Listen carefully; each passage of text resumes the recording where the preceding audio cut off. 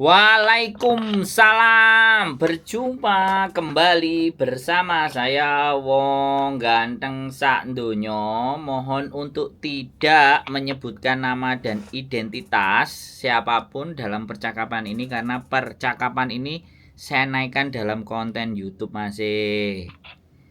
Bagaimana masih? Iya Mas, ini ya ada kabar gitu juga. Ini saya juga kabarnya nerima nggak langsung dari istri sih Mas. Dari? Jadi pertama-tama itu saya hilang kontak pada semingguan lebih. Tuh. Mas, pertama-tamanya. Siap. Terus saya nyari nomor-nomor, pas ada teman itu yang nomor temannya dia yang dulu, ya alhamdulillah masih aktif. Saya hubungin SMS, nanyain teman kosannya, ya alhamdulillah dapat nomor kosannya. Terus saya langsung nge-WA sama dia. Dianya ngebalik nelpon ke saya sambil nangis-nangis saya ngasih kabar. Siap. Tuh Mas, emang itu posisinya kalau ditangkap polisi nggak bisa ngehubungin keluarga dulu ya, itu kalau yang ditangkap. Oke, saya giliran ngomong kalau sampean sudah selesai karena kita ngomongnya gantian supaya sampean bisa memahaminya dengan baik dan benar. Iya, Mas. Cukup pertanyaannya itu ya, sudah ya. Giliran saya mau menjelasin. Iya. Jadi begini, Mas, prosedurnya. Kalau ceritanya sampean adalah istri overstay, kemudian bekerja dan tertangkap. Nah, kayak gitu ya. Iya. Saya klarifikasi dulu biar nggak salah karena sampean suaminya kan, bener kan? Betul. Suami sahnya ya kan. Kalau suami sahnya saya ngomong. Jadi dan sebenarnya prosedur ketika ada teman-teman kita yang tertangkap dan sudah dinyatakan status overstay, itu biasanya setelah dia memang diproses kemudian masuk ke penjara, mereka diberikan kesempatan untuk menulis nomor atau berkirim surat kepada yang dia ingat atau dia mencantumkan nomor telepon untuk mengabarkan bahwa sekarang posisinya ada di tahanan dan boleh menjelaskan ke tahanan atau sel nomor berapa. Dia diberikan kesempatan untuk nulis surat. Nah, nulis surat itu sama tahanannya nanti ditulis, setelah ditulis nanti dikirimkan alamatnya kemana, kalau ataupun itu ke Indonesia untuk mengabarkan saudaranya di Indonesia atau keluarganya di Indonesia, maka dikirimkan. Maka akan si pihak keluarga akan menerima dan mengetahui posisinya.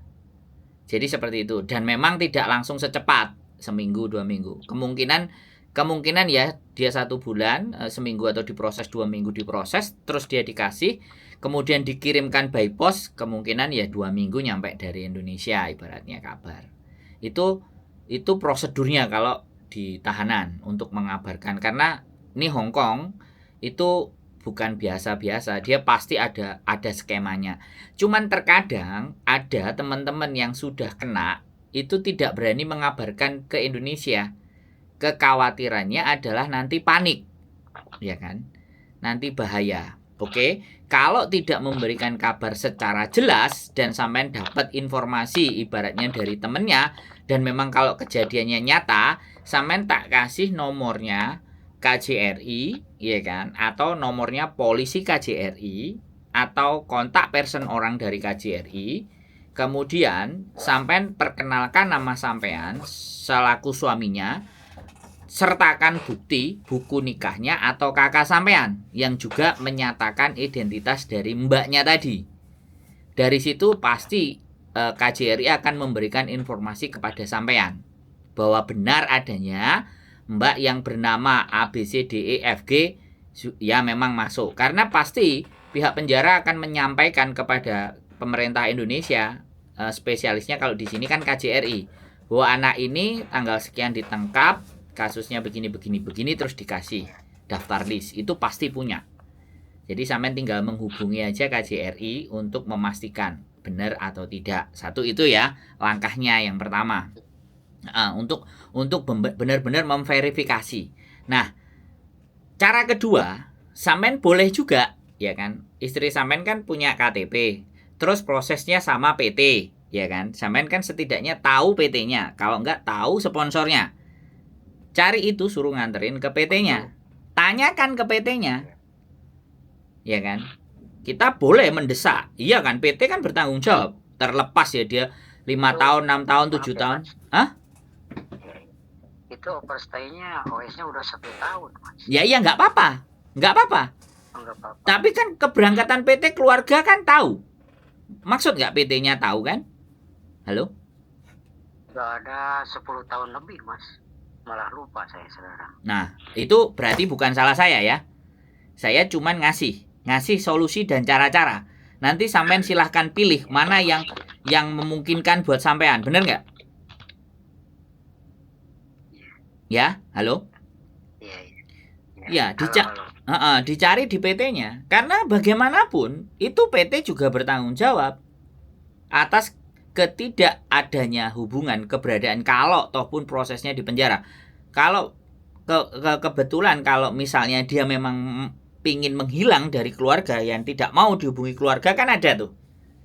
Ya, orang-orang yang frustasi dengan keluarganya, akhirnya semua nomor diblokir, dia ganti nomor baru, bahkan sosial media kan ada tuh. Ya kan, ini kan kasusnya beda. Tapi kalau sampean kasusnya awalnya berkomunikasi terus tiba-tiba hilang, berarti kan sebenarnya tidak ada masalah dengan komunikasi, ya kan? Nah, ada. Jadi cari tahunya begitu, Mas. Tapi kalau sampean udah lupa PT-nya di mana apapun ya sudah, sampean tinggal inbox aja di Facebooknya KJRI, sertakan itu tadi.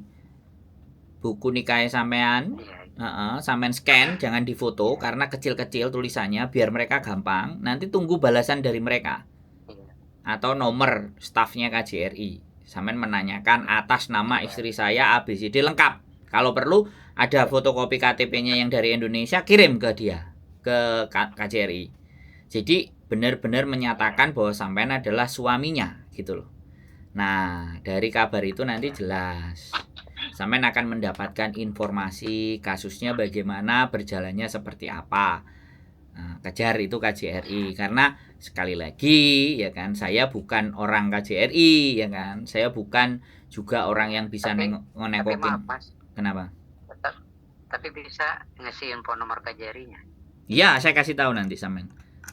Tapi saya nggak ngerti ya. Sekarang katanya ada perubahan stafnya kan, namanya kantor konsulat itu beberapa tahun berubah.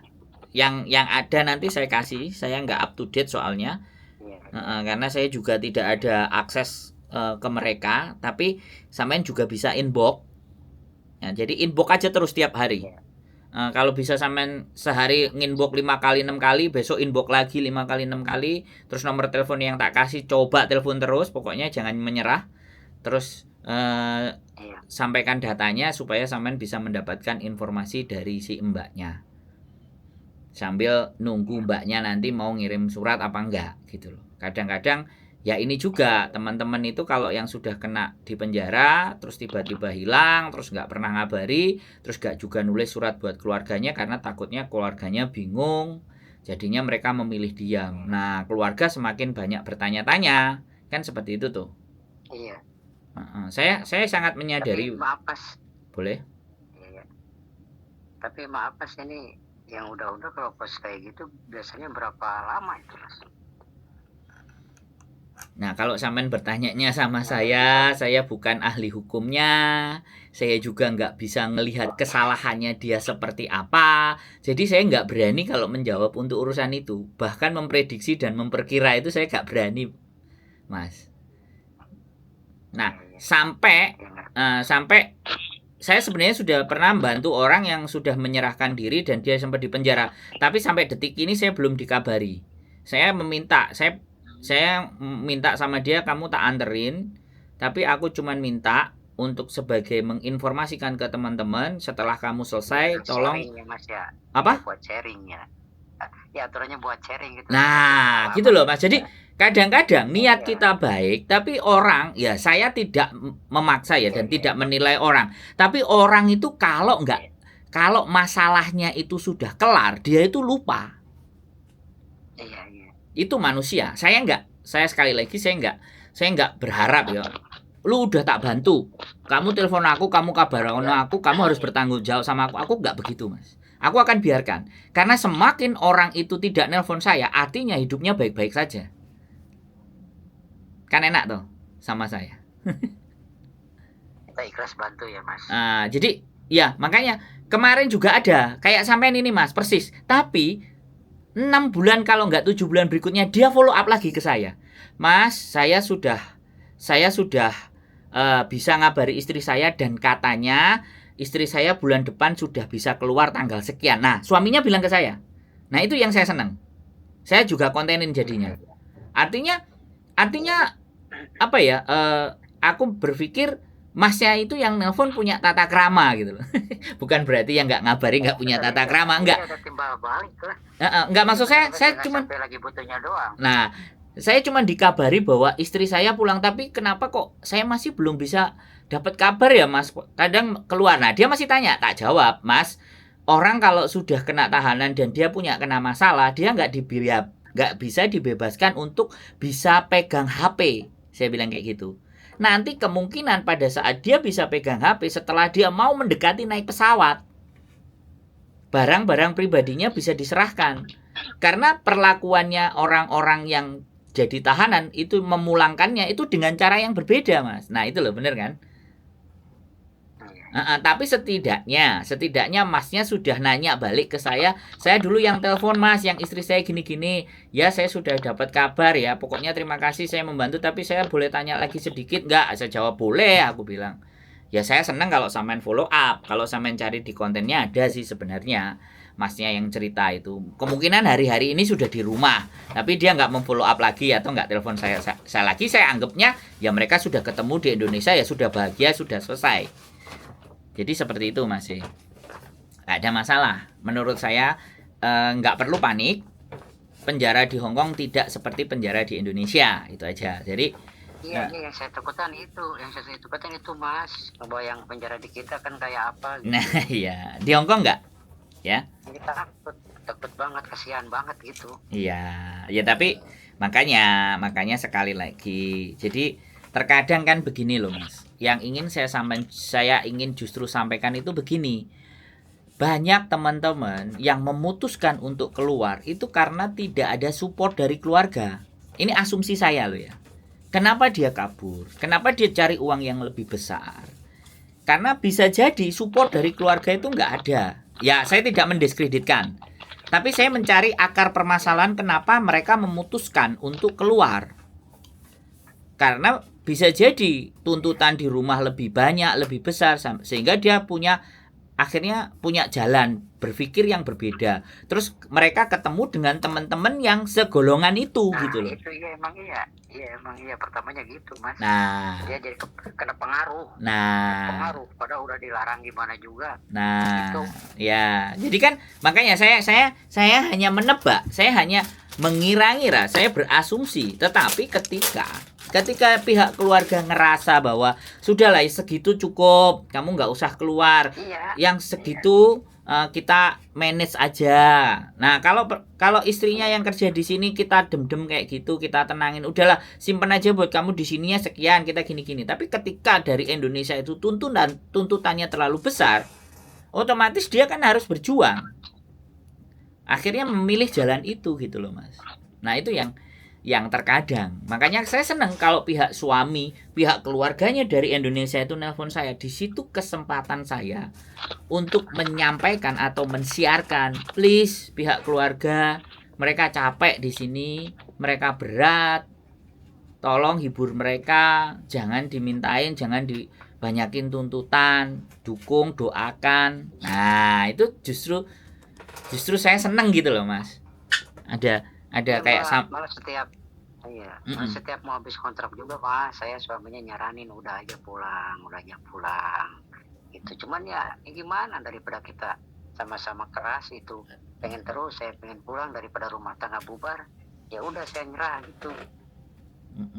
Ya sekali lagi kan karena kalau sudah pembahasannya antara ranah keluarga suami dan istri itu sudah saya nggak bisa nyampurin ya Mas. Tetapi yang bisa saya sampaikan adalah ya mungkin karena saya hanya mendengar dari pihak sampean kan, saya nggak mendengar dari pihaknya yang sebelah. Tapi itu pun juga tidak perlu kita konsumsikan ke publik. Tapi intinya yang ingin saya pesankan, ingin saya sampaikan bahwa ya sudah semuanya baik-baik, tujuan berangkatnya juga mengizinkan, terus di sininya juga bagaimana. Nah, di tengah-tengahnya seperti apa ya saya cuma berharap. Nah, jadi kembali ke fokus tadi bahwa kalau sampai nanti mau sampai nanti tak share nomornya dari KJRI, terus fanpage itu Facebooknya KJRI itu ada inboxnya, sampai masuk ke situ saja.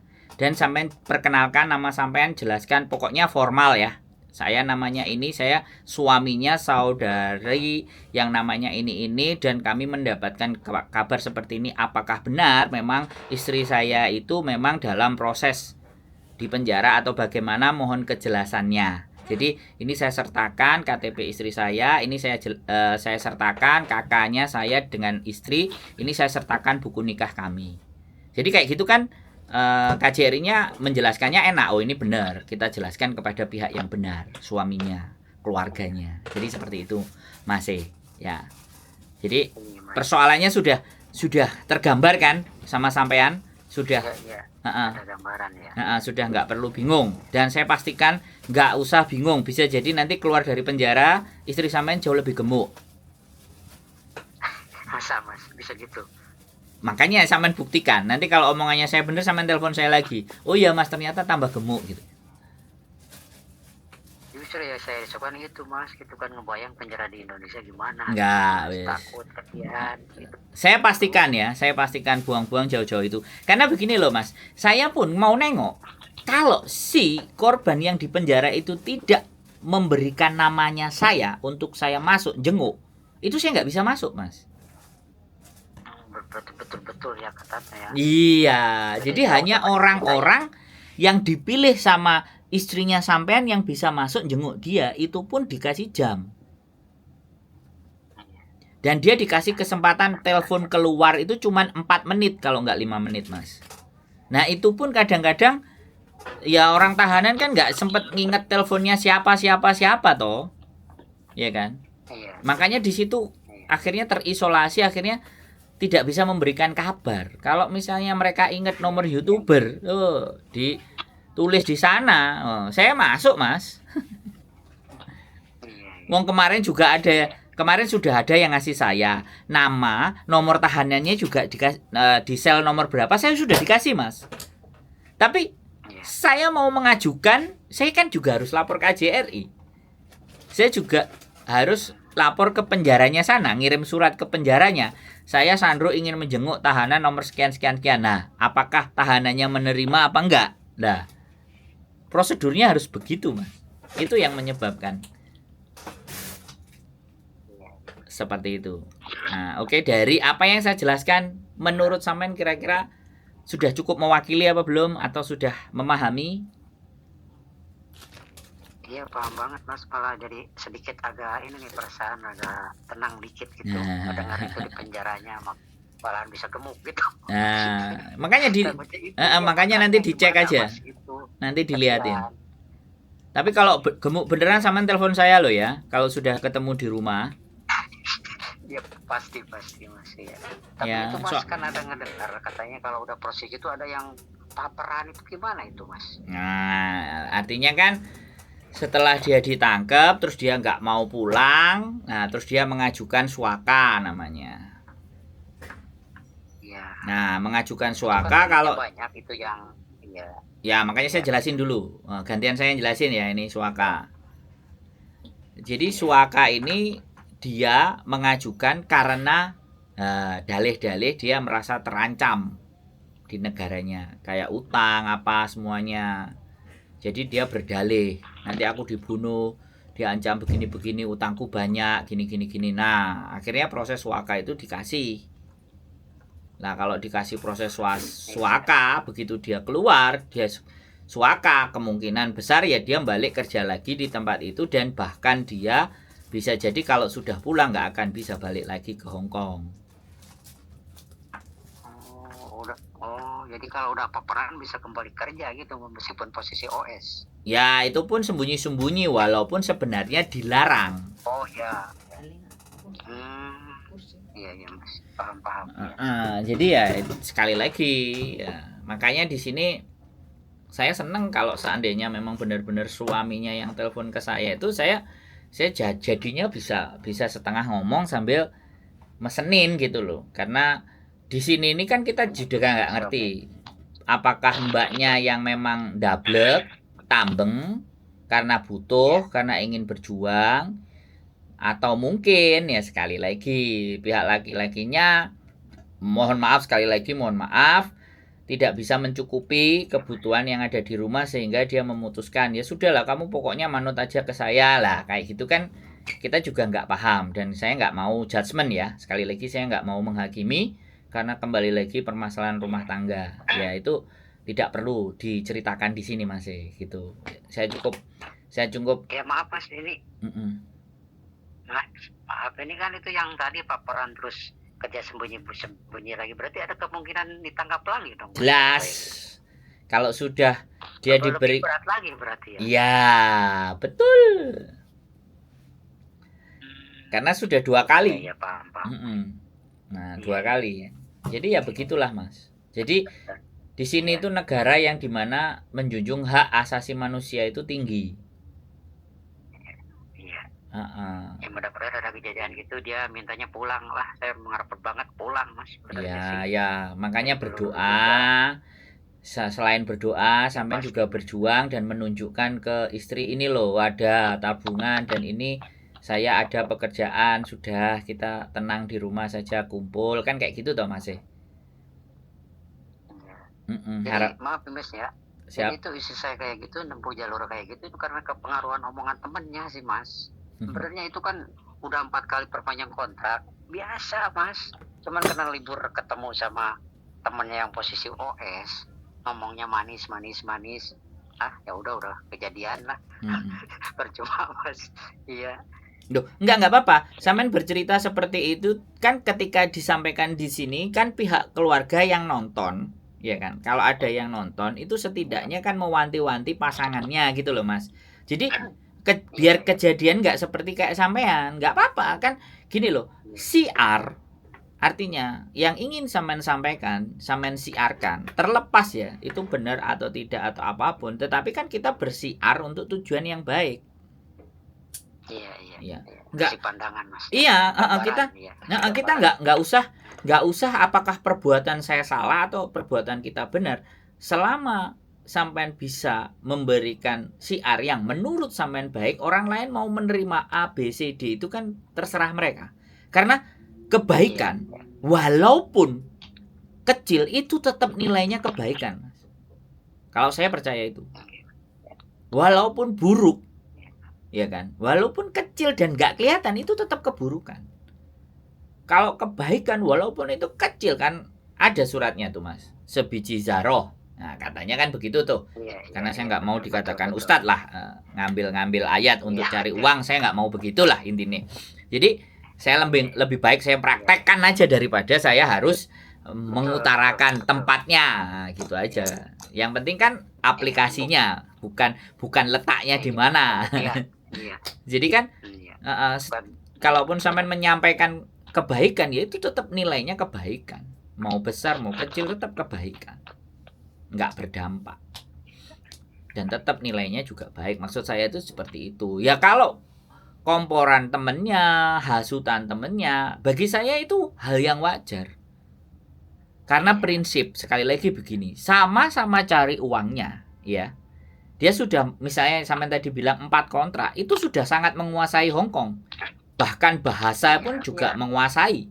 Iya bahasa emang ya. Nah makanya begitu menguasai keberaniannya muncul, didukung lagi teman-teman yang memang membukakan jalan. Ya sudah komplit. Sudah. Iya Mas kayak gitu karena hari Minggu libur ketemu sama waktu teman di PT-nya yang posisi udah OS. Dia ngomongin manis. Akhirnya kena pengaruh.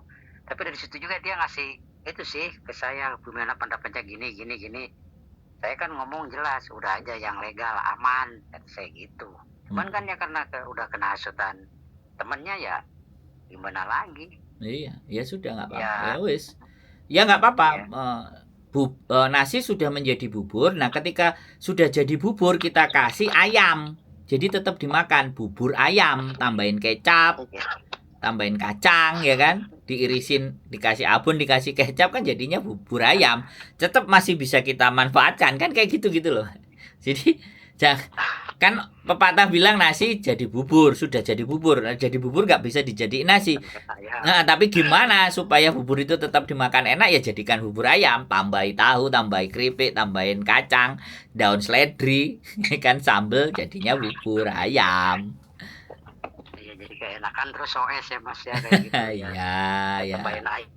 Ya sekali lagi prinsipnya begini loh, sama-sama cari uangnya, sama-sama dapat uangnya, kenapa enggak kita dapat yang lebih gede? Nah, cara berpikirnya begitu. Iya, emang gitu kepengaruhnya kayak gitu dia Iya, Mas. enggak menjadi persoalan bagi kami juga. Itu bukan hal yang apa ya? Ya, sekali lagi realistis, orang kalau sudah uang menguasai.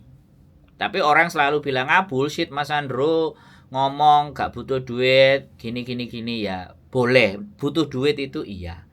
Tapi kalau kitanya yang diperbudak sama uang, ya mohon maaf, saya orang yang akan menyangkal hal itu gitu loh. Kalau kita hidup nggak punya uang, nggak bisa hidup, ya mohon maaf gitu loh. Saya nggak sepakat dengan kalimat itu. Emang kelemahan saya satu sih Mas, gampang percaya sama orang. Itu kan dia kemarin pernah ketipu kan, pinjam uang di bank atas nama dia sama temennya, antar saya nyotorin, buktinya dianya mabur waktu belum OS tuh Mas. Oh ya sudah, nggak jangan sampai ceritakan lebih banyak lagi. Saya khawatirnya adalah seseorang berpikiran bahwa kita membuka aib. Nah itu repot ya. Oke lah, wis. Saya sangat nggak apa-apa. Saya sangat berterima kasih sekali lagi sama pasangan yang benar-benar memang masih mengkhawatirkan pasangannya. Saya nilai sebagai positif. Ya yang lainnya untuk pembelajaran buat teman-teman, bahwa jangan juga disepelekan ketika suami itu juga memberikan dukungan dan gak kiri kanan atas bawah, karena tidak semua laki-laki sama, saya rasa ya kan. Ya harapannya semuanya baik-baik saja. Jadi saya mohon maaf untuk yang bahasan itu saya potong ya. Sekali lagi saya tidak menginginkan cerita lebih banyak, ya biarkan itu akan menjadi pengalaman suatu saat nanti, dan kita bisa memberikan pelajaran buat teman-teman. Jadi pengalaman ini kan sampai selaku suaminya ya kan, punya pesan ya kan, teman-teman tolong kan dirawat istrinya baik-baik kan, dijaga dari pengaruh-pengaruh. Makanya ini saya saking khawatir banget, tiap hari nyari kontak pas ini ngebuka YouTube, ada YouTube-nya Mas, kan ada di situ ada nomor HP-nya. Siap. Langsung saya catat. Iya. Siap. Saking khawatirnya gitu Mas. Siap. Iya. Saya paham. Tunggu aja itu nomor KJRI-nya Mas. Ya siap. Nanti akan saya kirimkan segera, dan nanti sambil di fanpage ya, di fanpage Facebooknya KJRI ya, fanpage KJRI Hongkong. Ya fanpage ya. Judulnya KJRI Hongkong. Ya itu sampai nanti inbox, dan jangan capek-capek inboxnya. Sekali, 2 kali, 3 kali, 4 kali, 5 kali. Supaya dapat informasi yang tepat. Saya sekali lagi terima kasih ya Mas. Mudah-mudahan nanti sama terima kasih banyak Mas. Penjelasannya ngebantu banget ini. Kita agak tenang gitu. Bisa itu omongan tadi bisa gemuk gitu, berarti makannya kejamin. Iya. Didoakan ya sekali lagi kayak di Indonesia. Didoakan. Pasti, itu berkat doa sampean juga kok dia tertangkap. Doa sampean kangen keluarga. Loh. Gini Mas. Aku dikit panjangin gini ya. Ketika orang-orang yang mencintai kita, ya kan, tidak menginginkan hal yang buruk lebih banyak terjadi, maka dia berdoa. Nah, doa itu kan dikabulkan. Ketika doa itu dikabulkan, akhirnya si mbaknya tadi kan ya sudah dipertemukan ke keluarga, disuruh kembali ke keluarga, kan kayak gitu tuh Mas. Kan kita ambil nilai positifnya nih, bener nggak? Hikmahnya di balik. Nah, jadi terkadang kan ada teman-teman yang mengeluh kepada saya, aku majikan kayak gini. Terus saya tanya, sampean nggak pulang berapa lama? Saya bilang, apakah sampean pernah ngerasakan juga anak kangen kepingin ketemu ibunya, jalan-jalan, makan bakso, makan mie ayam? Iya Mas. Ya mungkin itu pesan dari Gusti Allah yang tidak tertangkap dan tidak terbaca. Iya. Gitu loh Mas. Bukan. Nah, jadi Betul. sampean Betul, ya. berdoa rajin itu bukan berarti doa sampean itu jelek karena istri tertangkap, bukan. Tapi Gusti Allah ini berpikir gitu loh. Tak kasih kayak gini lah biar dia pulang ketemu keluarganya. Kan bisa jadi kayak gitu, Mas. Iya betul ya emang ya. Iya Mas. Iya Mas. Heeh, Ngerti saya ngerti. jadi Ya. sekali lagi bahwa ya begitulah ceritanya. Sekali lagi saya terima kasih sampean mau bertanya, menelpon saya. Mudah-mudahan informasi yang bisa saya sampaikan membuat sampean lebih tenang dan nanti bisa mencari kabar keberadaan istri. Tenang ini. Ya, Bermanfaat banget buat saya Mas penjelasannya. Makasih banyak. siap. Sehat selalu Mas ya. Tolong didoakan istrinya supaya baik-baik saja. Amin ya. Yuk. Iya Mas. Terima kasih. Terima kasih banget Mas. Ya, yuk. Ditunggu nomornya Mas ya. Siap. Ya. Assalamualaikum warahmatullahi wabarakatuh. Waalaikumsalam warahmatullahi wabarakatuh. Oke teman-teman semuanya. Istrinya lagi ketangkep ya. Sekali lagi biasa aja ya. Nggak usah ada yang komen nggak? Ada. Om Yudi dari Australia. Wih Om kita podcast lagi Om tentang kebijakan pembuatan paspor. Saya tak tutup dulu ya ini yang di konten. Oke terima kasih teman-teman yang sudah nonton di konten saya sekali lagi. Mudah-mudahan dengan adanya konten ini semuanya saya akan jelaskan. 10 orang tanya hal yang sama saya akan tetap jelaskan. Saya tidak akan tolong lihat ini, tolong lihat itu, tolong begitu. Enggak, saya enggak begitu. Saya tetap akan saya lakukan. Yang bisa saya jawab. Yang belum bisa saya jawab ya saya belajar dulu jadi PR. Oke, tetap semangat, keep stay tune my YouTube channel and see you next video. Bye bye.